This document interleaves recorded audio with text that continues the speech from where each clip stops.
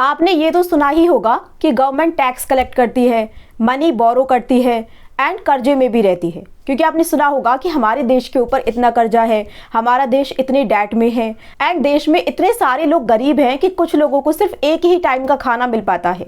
लेकिन गवर्नमेंट के पास पैसा छापने की मशीन भी है, ये भी आपने सुना होगा। तो फिर गवर्नमेंट पैसा छापकर इस गरीबी को दूर क्यों नहीं कर देती? भाई कुछ लोग जो गरीब हैं, जिन्हें सिर्फ एक टाइम का खाना मिल पा रहा है, अगर उनके पास पैसा आ जाए तो बेसिकली उनकी प्रॉब्लम सॉल्व हो जाएगी। अगर लॉजिकली बात की जाए तो उनके पास किसी चीज़ की कमी है तो वो है पैसा। एंड गवर्नमेंट के पास पैसा छापने की मशीन है तो उन्हें पैसा छाप करके दे दो एंड उनकी गरीबी को दूर कर दो। और उतने ही ज़्यादा पैसे आप छापते चले जाओ, ना तो गवर्नमेंट को इससे टैक्स कलेक्ट करने की नीड होगी। भाई हम सब लोग टैक्स से ही तो परेशान है।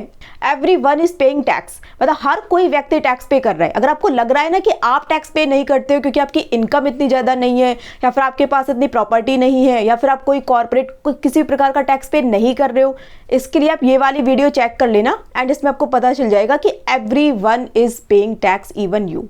अब जब टैक्स गवर्नमेंट कलेक्ट करेगी ही नहीं तो जो प्रोडक्ट्स हम खरीद रहे हैं उनके रेट कम हो जाएंगे एंड हमारी लाइफ ज़्यादा अफोर्डेबल हो जाएगी क्योंकि हमें चीज़ें सस्ते में मिल जाएंगी बेसिकली।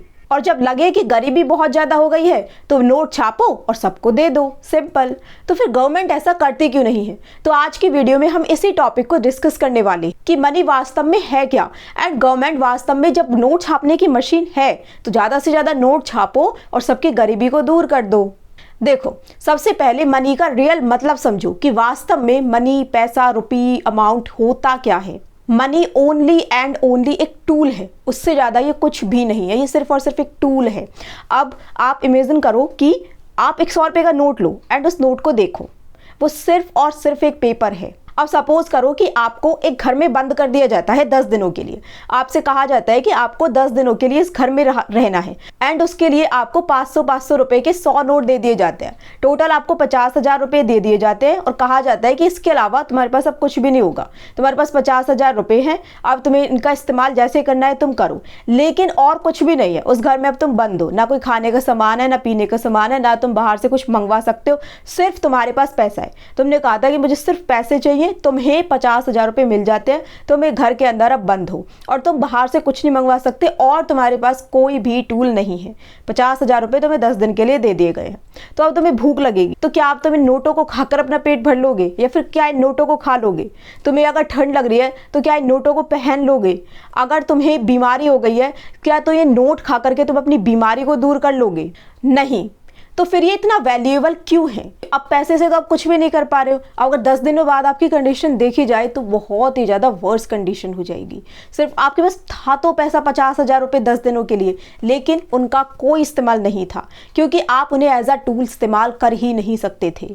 अब मनी यूजफुल क्यों होती है? उसकी वैल्यू क्यों है? वैल्यूएबल क्यों होती है मनी? क्योंकि सभी लोग इस पर भरोसा करते हैं कि यदि आपको कभी गुड्स या सर्विसेज चाहिए होंगी, as an exchange of medium accept कर लिया जाएगा। आपको कोई चीज़ चाहिए एंड मैं इस चीज़ पर भरोसा करती हूँ कि मेरे पास अगर पैसे हैं, मतलब कि सोचो आप एक अम्यूजमेंट पार्क में जाते हो, आपको वहाँ पर टोकन मिल जाता है।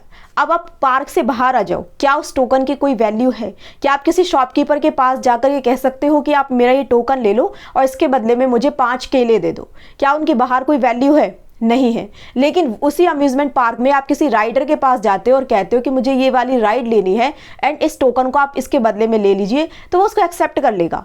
क्यों? क्योंकि वहाँ पर वो जो पर्सन है और जो आप हैं, आप दोनों मिलकर उस टोकन पर भरोसा कर रहे हैं कि इसे as a medium of exchange हम एक्सेप्ट करने के लिए रेडी हैं। So that's why it's valuable. So basically money is not wealth. मतलब बहुत सारे लोगों को लगता है कि मनी ही वेल्थ है, अगर बस मनी है तो हम वेल्दी हैं, जबकि ऐसा नहीं है।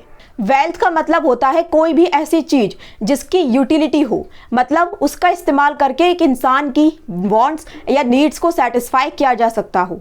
मतलब वेल्थ को एक ऐसे स्टफ के रूप में सोचो जिससे एक ह्यूमन लाइफ सच में इम्प्रूव होती है, जैसे कि food, houses, clean water, medicine, car, factories, software, electricity and etcetera. मान लो कि आप एक आइलैंड पर फंस गए हो एंड वहां पर आपके पास बहुत सारा गोल्ड है या फिर 1 करोड़ रुपए हैं, लेकिन वहां पर ऐसी कोई शॉप नहीं है जहां से आप खाना ले सकते हो, कोई ऐसी शॉप नहीं है, कोई और पर्सन नहीं है, सिर्फ और सिर्फ वहां पर आप अकेले हो। तो क्या वहां पर उस गोल्ड की या उन 1 करोड़ रुपयों की कोई वैल्यू है जिसके बदले में आप कुछ ले ही नहीं सकते हो, जहां पर कोई है ही नहीं आपके साथ एक्सचेंज करने वाला? क्या वहां पर उस मनी की कोई वैल्यू है? वहां पर मनी की कोई वैल्यू नहीं है। तो वहां पर ट्रू वेल्थ क्या होगी? अगर वहां पर क्लीन वाटर है तो वो वहां की ट्रू वेल्थ है। अगर वहां पर फिश रॉड है जहां से आप फिश निकालकर अपना पेट भर सकते हो तो वो एक ट्रू वेल्थ है। अगर वहां पर एक शेल्टर है तो वो एक ट्रू वेल्थ है। मनी ओनली एक टूल है जिसे बार्टर प्रॉब्लम को सॉल्व करने के लिए बनाया गया था। लेकिन अब बात आती है कि गवर्नमेंट नोट क्यों नहीं प्रिंट करती? पैसे छापने की मशीन है तो इससे सबकी गरीबी को क्यों नहीं दूर कर देती है? मान लो कि एक विलेज है, उस विलेज में टोटल 5 लोग रहते हैं, A, B, C, D and E, और वहां पर एक शॉप है जो कि 5 ब्रेड बनाता है। ठीक है, अब उसकी जो मैक्सिमम कैपेसिटी है उस शॉप की वो केवल और केवल 5 ब्रेड बनाने की ही है कि भाई वो एक दिन में 5 ही ब्रेड बना सकता है अपने रिसोर्सेज से। तो हर दिन वहां पर जो A, B, C, D and E है, हर दिन वहां पे 1-1 रुपये उनके पास होते हैं, वो 1-1 रुपये दे करके उस ब्रेड को परचेज कर लेते हैं। एक ब्रेड की कॉस्ट 1 रुपये ही है। ठीक है, तो सबका वहाँ पे पेट भर जाता है। लेकिन अब गवर्नमेंट को लगा कि यहाँ पे के जो लोग हैं इन्हें और ज़्यादा ब्रेड की नीड है, क्यों ना और हमारे पास नोट छापने की मशीन है, इन्हें और ज़्यादा नोट दे दिए जाएं एंड ये और ज़्यादा ये ब्रेड खरीद सके। तो गवर्नमेंट ने और 5 रुपये छाप दिए, उन 5 लोगों को दे दिए। अब वहाँ पर A, B, C, D and E सबके पास हो गई 2-2 रुपये। अब उन्हें चाहिए 2-2 ब्रेड। तो अब वो उसी शॉप के पास जाते हैं और कहते हैं कि भाई मुझे 2 ब्रेड दे दो। सभी ने वहाँ पर जब 2-2 ब्रेड की डिमांड की तो टोटल डिमांड हो गई 10 ब्रेड्स की। लेकिन वहाँ पर वो सप्लाई हो रही है सिर्फ और सिर्फ 5 ब्रेड की। अब सप्लाई कम है, डिमांड ज़्यादा है, तो ऐसे में इकोनॉमी का सिंपल रूल है कि अगर डिमांड ज़्यादा होगी और सप्लाई कम होगी तो प्राइसेस ऑटोमेटिकली बढ़ जाएंगे। अब वो जितने भी A, B, C, D and E थे वो आपस में कंपटीशन करने लगे कि मैं अब ज़्यादा पैसे देने के लिए रेडी हूँ, अब तुम मुझे एक ब्रेड भले ही 2 रुपये में दे दो, लेकिन ये ब्रेड अब मुझे ही चाहिए। तो अब अल्टीमेटली उस शॉपकीपर ने उस ब्रेड की जो कॉस्ट थी वो 1 रुपये से 2 रुपये कर दी। अब फिर सभी उस 2-2 रुपये में उस एक ब्रेड को अफोर्ड कर पाई। तो इस क्या हुआ? क्या इससे सभी वो लोग अमीर हो गए? कुछ अमीर नहीं हुए वो लोग, बल्कि इससे जो महंगाई थी वो जरूर बढ़ गई। तो इस सिचुएशन को बोला जाता है इन्फ्लेशन। मतलब कि आपकी जो मनी थी उसकी जो वैल्यू थी वो जरूर कम हो गई। और अगर लोगों के पास ऐसे ही पैसा बढ़ता रहा तो वो अपनी मन पसंदीदा चीज़ों को खरीदने के लिए ऐसे ही कंपटीशन करने लगेंगे। अब सभी के पास पैसा है, सभी कंपटीशन कर रहे हैं, लेकिन जो सप्लाई है वो लिमिटेड हो रही है। तो ऐसे में क्या होगा, जो प्राइसेस हैं वो आसमान छूने लगते हैं और एक कंडीशन आ जाती है जिसे बोलते हैं हाइपर इन्फ्लेशन। एक ऐसी इन्फ्लेशन, एक इतना ज़्यादा महंगाई कि जिसको कंट्रोल करना भी बहुत मुश्किल हो जाता है। जैसे कि जिम्बाब्वे में हुआ था साल 2000 में। वहाँ के राष्ट्रपति रॉबर्ट मुगाबे की सरकार ने वहाँ के जो किसान थे उनसे उनकी खेती वाली जमीन को छीन लिया और उन स्थानीय लोगों को उस जमीन को दे दिया गया जिन्हें खेती का कोई एक्सपीरियंस ही नहीं था। अब उन लोगों को खेती का कोई एक्सपीरियंस नहीं था, तो इसके कारण जो खेती थी वहाँ की वो पूरी तरीके से बर्बाद हो गई। तो वहाँ का जो प्रोडक्शन था वो पूरी तरीके से खत्म हो गया। जो देश कभी अफ्रीका का ब्रेड बास्केट कहलाता था वहाँ खाने के लाले पड़ गए, क्योंकि अब खेती अच्छे से नहीं हो रही है, प्रोडक्शन पूरी तरीके से खत्म हो चुका है। तो लोगों के पास जब खाने के लिए कुछ नहीं है, तो जब लोग डिमांड ही नहीं कर पा रहे हैं जो चीज़ उन्हें चाहिए, सरकार के पास पैसा जा नहीं रहा है। अब सरकार के पास पैसे की कमी आ गई। सरकार के पास ना तो देश की सेना को देने के लिए पैसे थे, ना अपने सरकारी कर्मचारियों को देने के लिए पैसे बचे थे, और ना ही विदेशी कर्ज को चुकाने के लिए पैसे थे। तो इस संकट से निपटने के लिए वहां के सेंट्रल बैंक ने क्या किया, उन्होंने बिना किसी सॉलिड बैकअप के, मतलब उनके पास कोई गोल्ड नहीं है, कोई फॉरेन करेंसी कुछ नहीं है, बस अंधाधुंध पैसे छापने शुरू कर दिए। अब बाजार में नोट बहुत आ गए। उन्होंने अंधाधुंध इतने सारे नोट छाप दिए कि बाजार में बहुत सारे नोट तो आ गए, लेकिन अब सामान तो वहां पर था ही नहीं कि जिस सामान के बदले में आप उन नोट को दोगे, जिससे जो मनी की जो वैल्यू थी वो पूरी तरीके से गिरने लगी। महंगाई इस हद तक बढ़ने लगी कि सामान की कीमतें हर कुछ घंटों में बढ़ती जा रही थी। एक ब्रेड का पैकेट तक खरीदने के लिए लोगों को बैग और बोरियों में नोट भरकर ले जाने पड़ते थे। Worst condition. एंड गवर्नमेंट ने दुकानदारों को अपने जो प्राइसेस थे प्रोडक्ट्स के वो कम करने के लिए मजबूर कर दिया था। इसलिए दुकानदारों ने क्या किया, उन्होंने अपनी शॉप्स ही बंद कर दी। बैंकों के बाहर लंबी लाइन लगी रहती थी। सभी लोग अपना पैसा निकालना चाहते थे क्योंकि सभी लोगों के बैंक अकाउंट में बहुत सारा पैसा आ चुका था। तो बैंकों के बाहर लंबी लंबी लाइनें लगी हुई थी, लेकिन उस पैसे से वो केवल एक बस की टिकट भी नहीं खरीद सकते थे। तो ये कंडीशन बहुत ज्यादा स्कैरी हो जाती है। गवर्नमेंट की सिर्फ एक गलती कि उन्होंने अंधाधुंध नोट छाप दिए बिना किसी सॉलिड बैकअप के, तो वहां की जो कंडीशन कंडीशन थी वो बहुत ज़्यादा बुरी हो गई थी। बहुत मुश्किल से सिचुएशन पर को कंट्रोल किया गया था जब गवर्नमेंट ने अपनी इस करेंसी को डिमोनेटाइज कर दिया था, पूरी तरीके से सस्पेंड कर दिया था। तो इसलिए गवर्नमेंट इतने सारे नोट, मतलब ऐसे अंधाधुंध नोट नहीं छाप सकती है। तो फिर ये कौन डिसाइड करता है कि कितनी मनी एडजस्ट करनी चाहिए, मार्केट को अभी कितनी मनी की नीड है? ये डिसाइड किया जाता है सेंट्रल बैंक के द्वारा।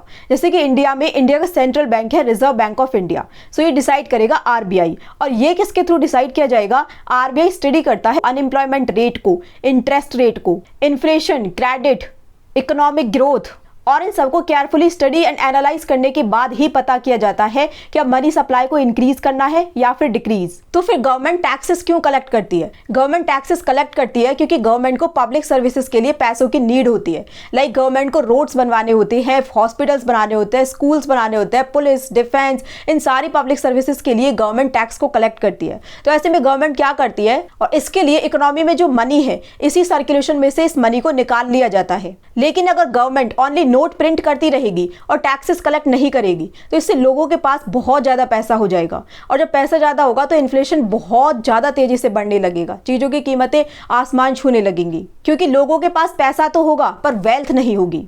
एक नेशन की रियल वेल्थ तब बिल्ड होती है जब वहां पर ज्यादा से ज्यादा प्रोडक्शन हो, बेटर एजुकेशन हो, हायर प्रोडक्शन हो, इनोवेशन हो, स्ट्रॉन्ग बिजनेसेस हो, स्किल्ड वर्कर्स हो, इफेक्टिव इंफ्रास्ट्रक्चर हो। तो ये सारी एक्टिविटीज हो, इन सब के लिए मनी हेल्प तो कर सकता है लेकिन इन सभी को कभी भी रिप्लेस नहीं कर सकता। तो अब बात आती है कि गवर्नमेंट मनी को कब कब प्रिंट करती है। इसमें नंबर 1 रीजन होता है to match natural economic growth. जब एक कंट्री की पॉपुलेशन बढ़ रही है और वहां के जो बिजनेसेस है वो भी ज्यादा से ज्यादा गुड्स एंड सर्विसेज प्रोड्यूस कर रहे हैं, तो वहां की जो इकोनॉमी है वो एक्सपैंड होती है। लेकिन यदि मनी उतनी ही रहे तब ये एक प्रॉब्लम बन जाती है। मान लो कि एक विलेज है, वहां पर 100 एप्पल हैं, 100 लोग रहते हैं और उनके पास 200 रुपए हैं, और सभी वहां पर फिर 2-2 रुपए का एक एक एप्पल डेली ले लेते हैं। लेकिन 2 साल बाद वहां की जो पॉपुलेशन है वो 100 से बढ़कर के 200 हो जाती है, तो वहां की जो एप्पल का जो प्रोडक्शन है वो भी 100 से बढ़कर के 200 हो जाता है, लेकिन मनी अभी भी उतनी ही रहती है, 200 की 200 रुपए।